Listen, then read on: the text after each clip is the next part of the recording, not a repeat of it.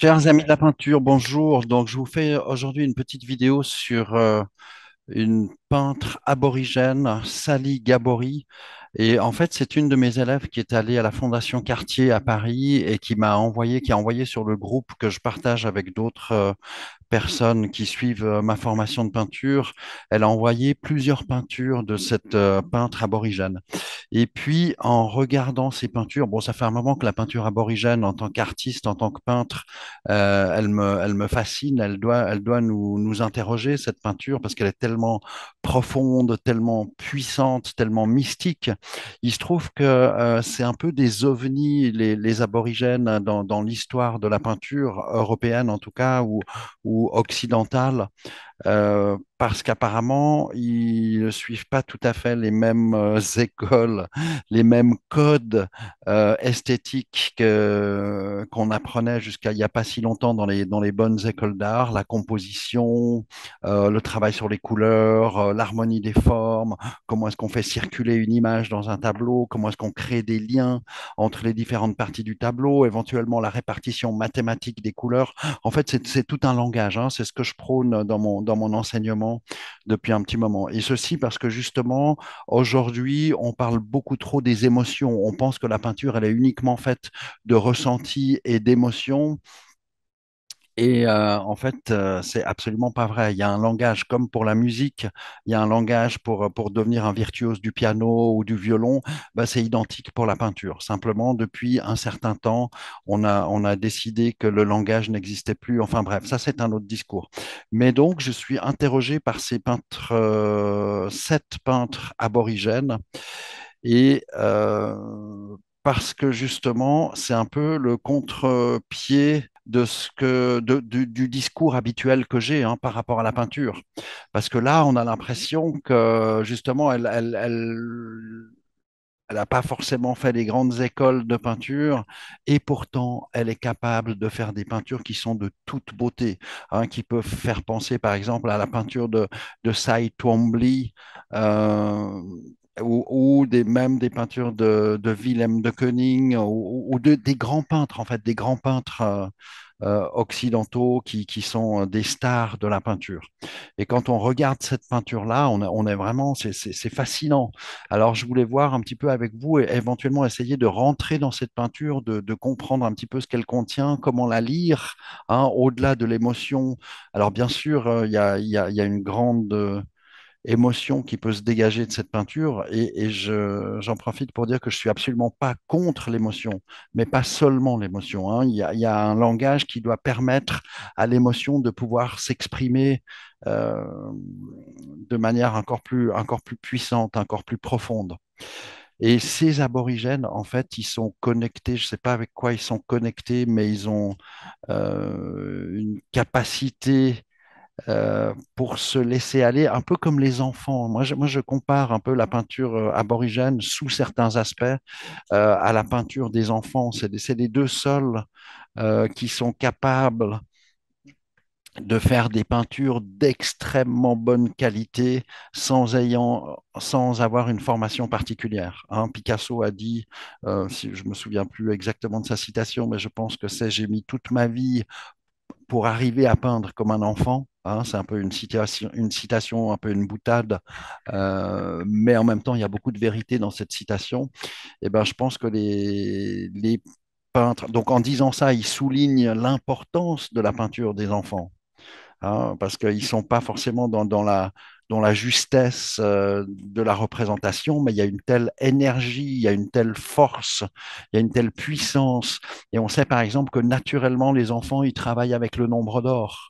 Naturellement, les enfants, ils font ce qu'on appelle des équivalences, des dialogues de forme. Ils sont tellement connectés, ils sont tellement purs, leur mental n'est pas encore brouillé et il n'y a pas d'hésitation aussi. Ça, c'est une force de la peinture des enfants, c'est qu'il n'y a pas d'hésitation. Et en fait, c'est ce que je retrouve pleinement dans cette peinture de Sally Gabori.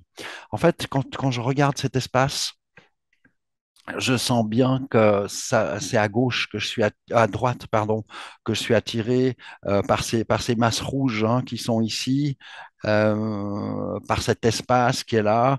Et puis ça crée un ensemble avec jusqu'à ici. en fait, on sent qu'on est attiré dans la partie droite du tableau et qu'il se passe plein de choses, hein, il se passe plein de choses et il y a une énergie qui nous attire euh, dans la partie gauche. Il y a une activité qui nous amène dans la partie gauche. Regardez cet espace-là, il est magnifique, cet espace qui est ici. On a l'impression qu'on peut rentrer dedans.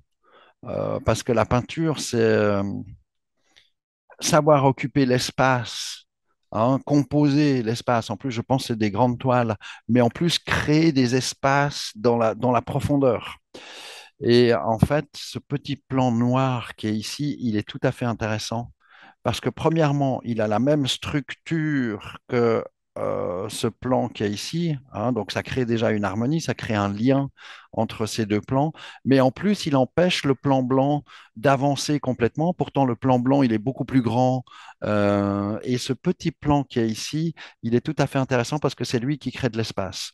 Et ce petit jaune là qui apparaît ici, il est aussi intéressant parce que là, il y a de l'espace qui apparaît. Il est aussi en lien avec cette espèce d'appendice rouge, hein, en termes de structure. En fait, on sent qu'il y a beaucoup de liens. Il y a aussi cette espèce d'endroit où elle est revenue avec du plus clair pour créer une structure. Moi, je pense qu'elle a quand même certaines notions de travail sur les formes, cette peintre, Sally Gabori. Je sais pas, je sais qu'ils ont aussi des initiations entre peintres aborigènes.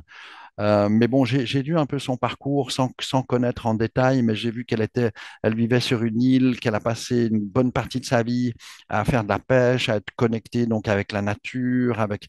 Moi, je pense que c'est aussi beaucoup ça, là, le fait d'être hyper connecté à la fois avec le monde à l'extérieur, mais avec son monde intérieur à elle. Et puis une fois qu'on est là, eh ben, on sent bien qu'il y a des choses qui nous appellent. Il y a notamment ce jaune. Il est magnifique ce jaune qui est ici, hein, parce que quand je suis là, alors bien sûr, il y a ce rouge, il y a ce violet, mais c'est ce jaune qui me donne envie d'aller sur la partie gauche du tableau. Et puis là, de nouveau, regardez ces trois notes là, ce rouge, ce violet, ce jaune. Ils sont juste extraordinaires parce qu'ils dansent ensemble. Ils dansent. Elle reprend notamment aussi la structure du noir et du coup la structure de ce grand plan qui est à gauche, qui est à droite, pardon. J'ai vraiment un souci entre la droite et la gauche aujourd'hui. Euh, et on ne sait pas lequel est devant. Regardez le violet qui est en bas, le jaune qui est devant, le rouge, ici, rouge et blanc. Eh bien, on ne sait jamais lequel est situé devant. Et ça, c'est ce qu'on appelle l'ambiguïté spatiale. Ça apparaît à partir des estampes japonaises de la fin du 19e, hein, parce qu'avant ça, toute la peinture européenne, elle traite des espaces qu'on appelle définitifs, mais c'est à partir des estampes japonaises qu'on a commencé à revisiter la conception ou la représentation de l'espace dans la peinture occidentale et qu'on a commencé à créer des espaces ambigus, hein. Gauguin, Matisse, toute la peinture abstraite nous parle de ça. Et là, ça fonctionne tellement bien. Tellement bien. Parce que c'est pas forcément évident, hein. Ça paraît très facile quand on regarde la peinture comme ça, mais quand je donne des exercices à faire pour mes élèves pour arriver à créer de l'ambiguïté, ça marche pas toujours tout de suite, hein, parce qu'il faut déjà le comprendre intellectuellement, qu'est-ce que c'est que l'ambiguïté et comment le représenter. Et là, ça marche tellement bien, c'est magnifique. Et du coup, le tableau, il devient vivant parce que quand vous n'arrivez pas à positionner un plan devant l'autre de manière définitive, eh ben, le tableau, il se met à bouger. Et en bougeant, il devient vivant. Et du coup, ces trois plans qui sont ici, celui-ci, celui-là et celui-là, eh ben, ils sont en train de déterminer de nouveau un espace ici qui a la même structure ou quelque chose de très approchant d'ici. Ça, c'est aussi important. Inévitablement, je vais aller sur le jaune. Et le jaune, qu'est-ce qu'il fait? Il m'amène vers le blanc. Et c'est grâce au blanc que je vais revenir, hein. Ça, c'est vraiment un espace plus calme qui, en plus, crée un horizon, comme ça, crée quelque chose qui va au loin. Mais en même temps, peut-être que ce blanc, il est devant. On ne sait pas trop où le situer.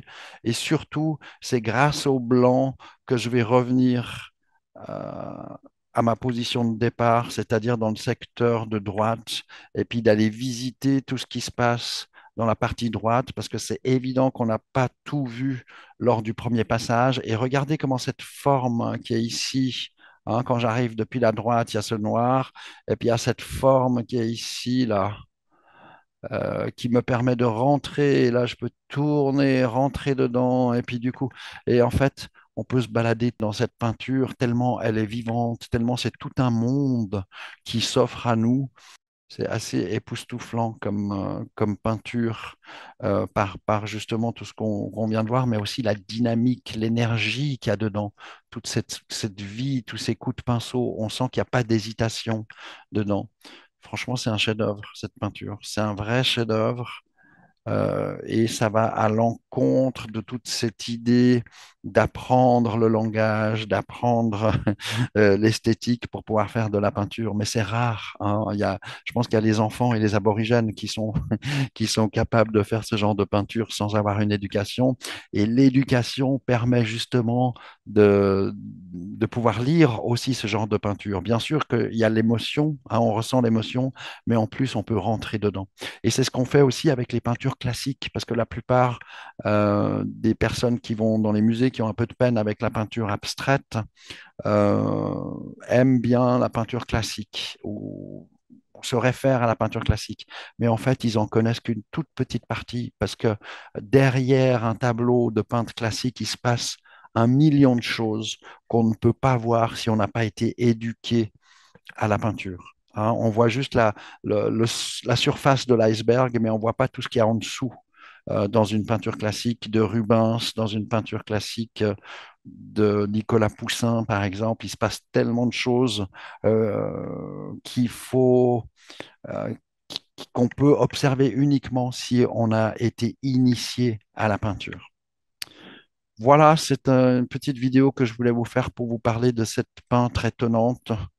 J'espère que vous avez pris du plaisir à cette vidéo et je vous souhaite une très bonne continuation et beaucoup de peinture pour ceux qui pratiquent.